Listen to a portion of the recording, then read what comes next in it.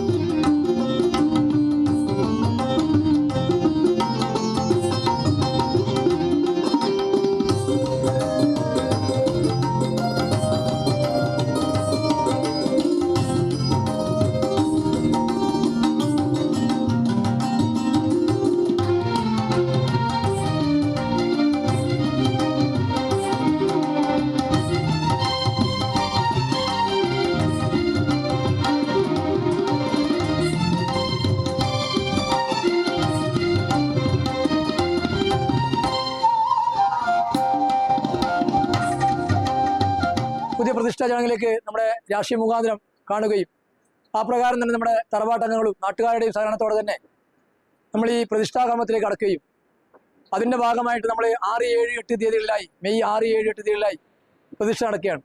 അതിൻ്റെ ഭാഗമായിട്ട് നമ്മളിന്ന് കലവറ നടക്കൽ ചടങ്ങാണ് ആദ്യമേ നടന്നത്. ആ ചടങ്ങിൻ്റെ സ്വാഗതം ആസ്വദിക്കേണ്ട ആളുകളുണ്ട്. എന്നാൽ അവരെ ഒന്ന് ആമുഖമായി പറയുക എന്നുള്ള ലക്ഷ്യം ഇതാണ് എന്നോട് ജനറൽ സെക്രട്ടറി എന്നൊക്കെ എന്നോട് പറഞ്ഞിട്ടുള്ളത്. അപ്രകാരം നമ്മുടെ ഈ ബാരാവണ്ണാരത്ത് ഒരു ക്ഷേത്രത്തിൻ്റെ അവസ്ഥയുമായി ബന്ധപ്പെട്ടുകൊണ്ട് നമ്മൾ 13 വർഷത്തോളമായി പ്രതിഷ്ഠ കഴിഞ്ഞതിൻ്റെ ഭാഗമായിട്ട് ഇന്ന് പ്രതിഷ്ഠാനത്തിലേക്ക് കടക്കുകയും നമ്മളെല്ലാവരും നാടുമായി സഹകരിച്ച് നമ്മുടെ ഈ ഇന്ന് നടക്കുന്ന ഈ പരിപാടിയിലേക്ക് ഞാൻ താമസിക്കുന്ന നാടും കൂടിയാണ് എടനേര്. എൻ്റെ പ്രദേശത്തെ സ്വാമിജിയും കൂടിയാണ് ശ്രീ സച്ചിദാനന്ദ സ്വാമിജി അവർ ഈ വേദിയിലെത്തിയിട്ടുണ്ട്. നമുക്ക് ഏറ്റവും തറവാടിന് വേണ്ടി സന്തോഷിക്കേണ്ടതാണ്. നമുക്ക് ക്ഷണിക്കുമ്പോഴും തന്നെ നമ്മളിവിടെ എത്തിച്ചേരാമെന്ന് അതുപോലെ തന്നെ ബാക്കിയുള്ള വിശ്വാസികൾ എല്ലാവരും ഇവിടെ എത്തിയിട്ടുണ്ട്. എല്ലാവരെയും എനിക്ക് വേണ്ടി ഈ തറവാട് കമ്മിറ്റിക്ക് വേണ്ടി താമസിച്ചുകൊണ്ട് സ്വാഗതം ആസ്വദിക്കുന്നതിന് വേണ്ടി നമ്മുടെ സ്വാഗതം ആസ്വദിക്കേണ്ട അഖിലേഷ് നെട്ടണികനെ ക്ഷണിക്കുന്നു. സച്ചിദാനന്ദ ഭാരതി സ്വാമികൾ എടനീർ മഠം നമുക്കെല്ലാം അറിയാം. കേരളത്തിൽ തന്നെ ശങ്കരപീഠം എന്നത് ഒന്നാണ്. അത് എടനീർ മഠമാണ്. അത് കാസർഗോഡാണ്. അത് എല്ലാവർക്കും നമുക്ക് അഭിമാനമാണ്. അപ്പോ സ്വാമികളോട് ഞാൻ പറഞ്ഞു, ഞങ്ങളുടെ തറവാടിൽ നിങ്ങൾ തീർച്ചയായിട്ടും വരണം. ആദ്യത്തെ പരിപാടിക്ക് തന്നെ വരണം. കാരണം ഇന്ന് ഞാൻ ഈ വേദിയിൽ ഇങ്ങനെ നിൽക്കുന്നുണ്ടെങ്കിൽ തീർച്ചയായിട്ടും എടനീർ സ്വാമിയുടെ അനുഗ്രഹം ഞാൻ പറയാൻ ആഗ്രഹിക്കുന്നു. ഒന്നും അല്ലാത്തവൻ എന്നും ആവാ എന്ന് എനിക്ക് ആശീർവാദം നൽകിക്കൊണ്ട് എന്നെ ഇങ്ങനെ ആക്കിയത് നിങ്ങളുടെ സ്വാമിയാണ്. ആ സ്വാമി ഞാൻ വിളിക്കുമ്പോൾ, നമ്മളെല്ലാവരും വിളിക്കുമ്പോൾ ഈ ക്ഷേത്രത്തിലെത്തിയത് തീർച്ചയായിട്ടും നിങ്ങൾക്ക് അഭിമാനം കൊള്ളുന്നു. ആദ്യമായിട്ട് എടനീർ ശ്രീ സച്ചിദാനന്ദ ഭാരതി സ്വാമികൾ അവർക്ക് പല പുഷ്പം നൽകിക്കൊണ്ട് ഗംഗാധർ അവരുടെ സ്വാഗതം ആശീർവാദം വാങ്ങണമെന്ന് ക്ഷണിച്ചു കൊടുക്കും. കൂടാതെ തറവാടങ്ങൾ ഒത്തുചേരാം.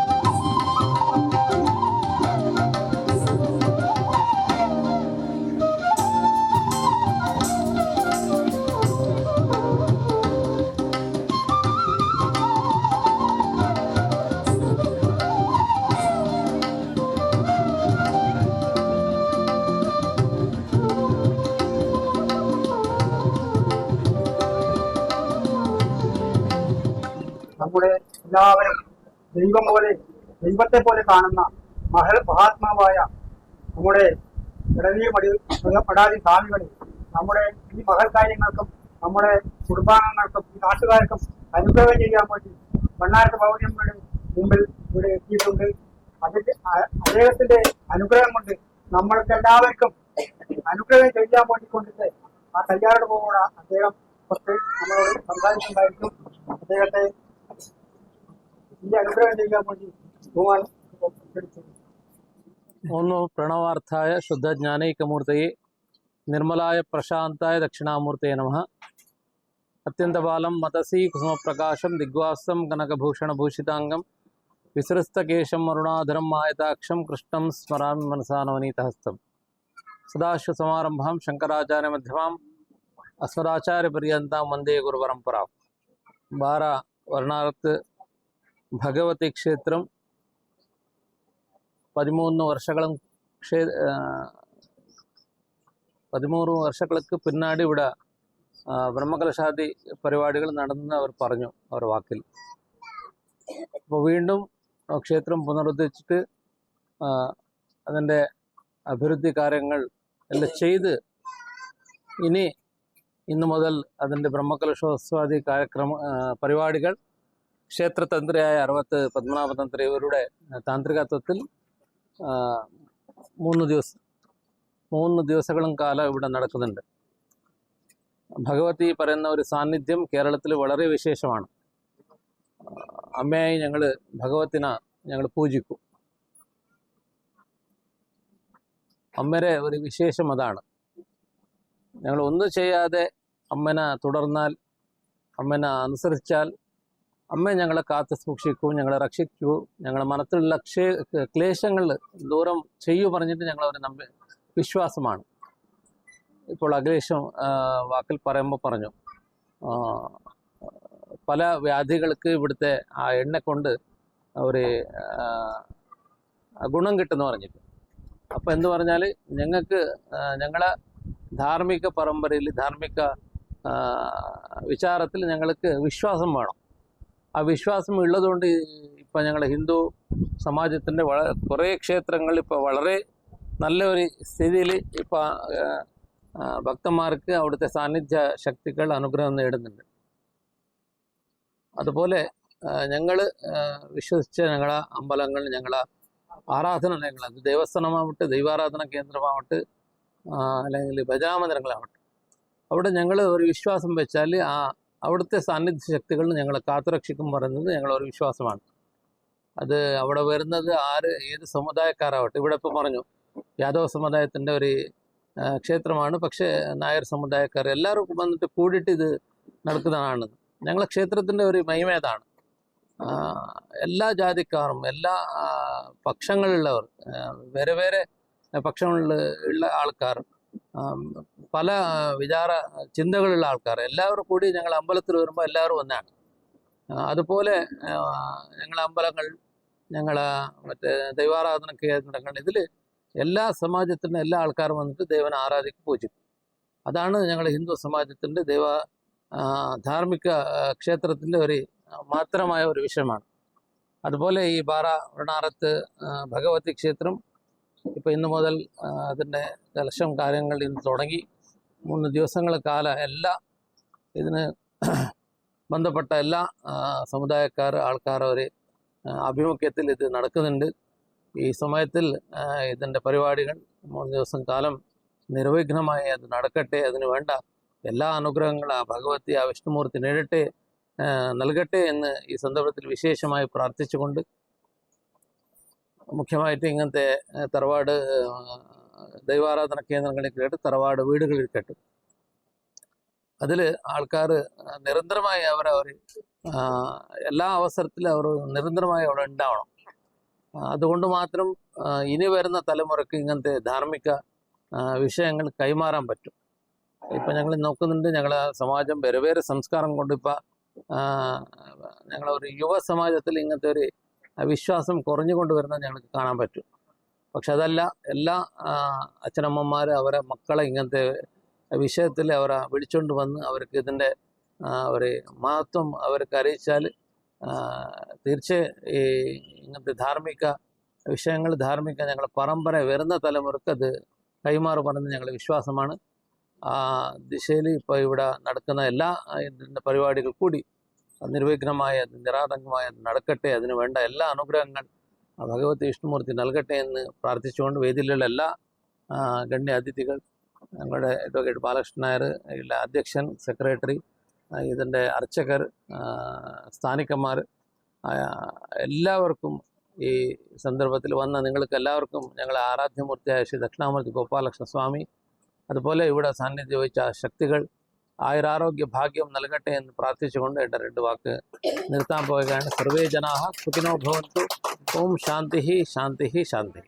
അനുഗ്രഹം ചൊരിഞ്ഞത് ആണ് നമ്മുടെ ഇവിടുത്തെ ഇടനീർ സ്വാമി അവർ. അത് തന്നെ നമ്മൾക്ക് വലിയൊരു കാര്യമാണ്.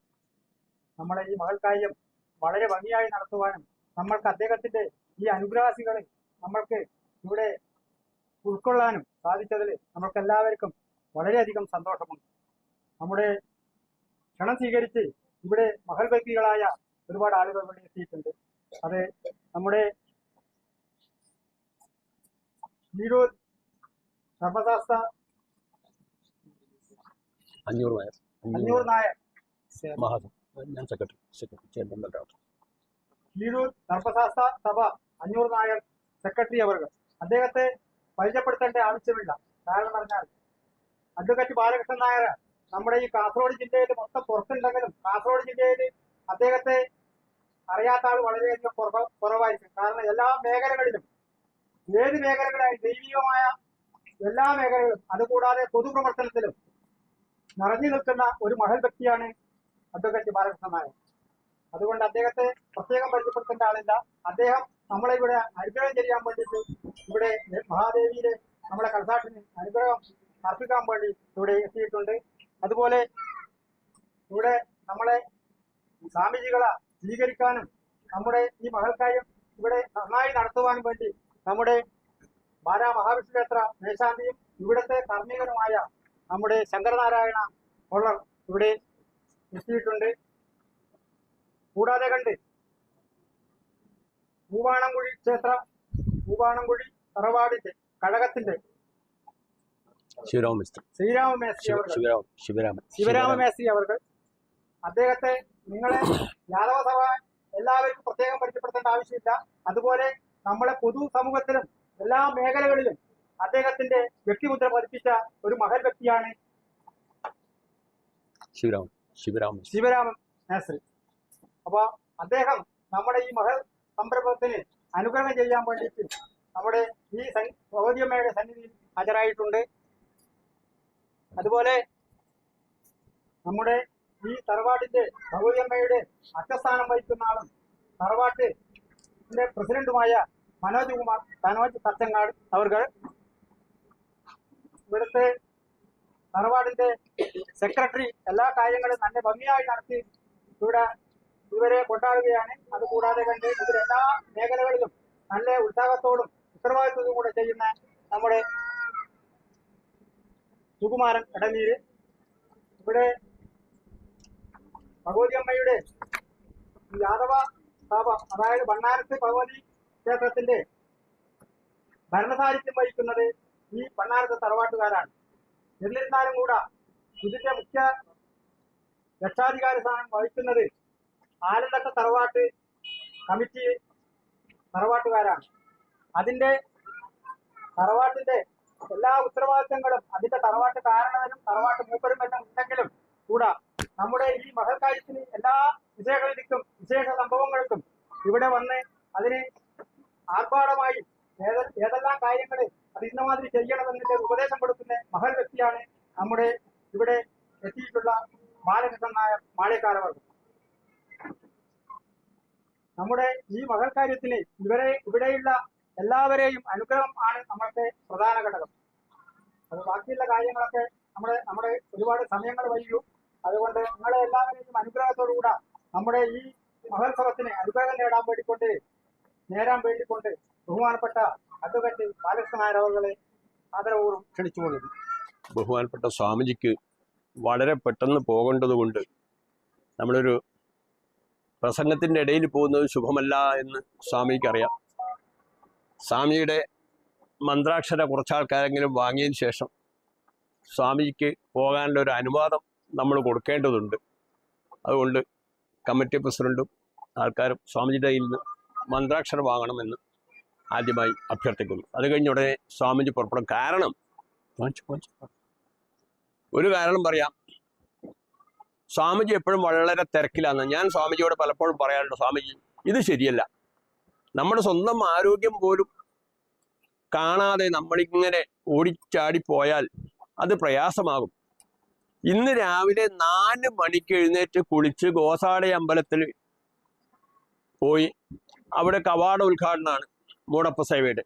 അത് കഴിഞ്ഞ് തിരിച്ച് മഠത്തിൽ വന്ന് കുളിച്ച് പൂജ ചെയ്ത് ഭിക്ഷയും കൂടി കഴിഞ്ഞാണ് സ്വാമിജി ഇവിടെ എത്തിയിരിക്കുന്നത്. ആലോചിച്ച് നോക്കൂ, ഒരു മനുഷ്യസാധ്യമായ കാര്യങ്ങളല്ല. തിരിച്ച് എന്നോട് ഇറങ്ങുമ്പോൾ തന്നെ സ്വാമിജി പറഞ്ഞു 11 മണിക്കാർക്ക് മഠത്തിലെത്തണം, ആള് വെയിറ്റ് ചെയ്യുന്നുണ്ടാവും. ഇപ്പൊ 11 കാലായി.